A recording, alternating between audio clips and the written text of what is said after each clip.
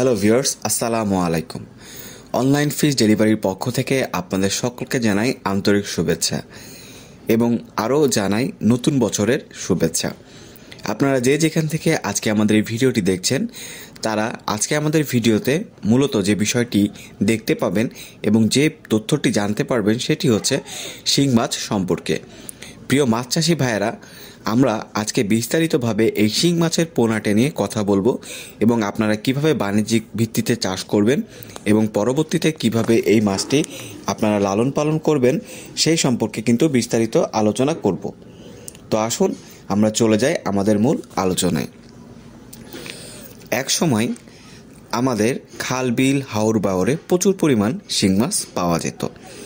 বিভিন্ন কারণে প্রাকৃতিক এই সব অভয়াশ্রম নষ্ট এবং সংকুচিত হয়ে যাওয়ার ফলে এখন আর শিং মাছ তেমন একটা পাওয়া যায় না।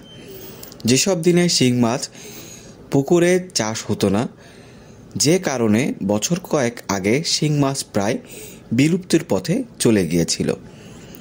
আসার কথা হলো, আমাদের দেশে এখন যে সকল খামারি ভাইরা রয়েছে তারা কৃত্রিম প্রজননের মাধ্যমে পোনা উৎপাদন করে শিং মাছকে বিলুপ্তর হাত থেকে রক্ষা করতে পেরেছে।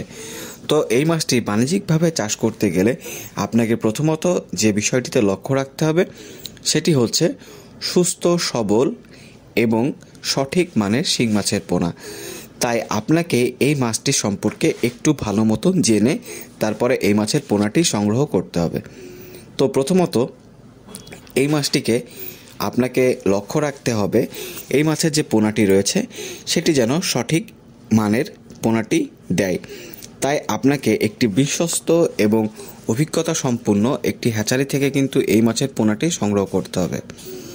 সেই জন্য আমি আপনাদেরকে বলবো, আমাদের স্ক্রিনে যে নাম্বারটি দেওয়া রয়েছে আপনারা চাইলে এই নাম্বারে যোগাযোগ করে আমাদের কাছ থেকে এই মাছের সুস্থ সবল মাছের পোনাটি সংগ্রহ করতে পারেন।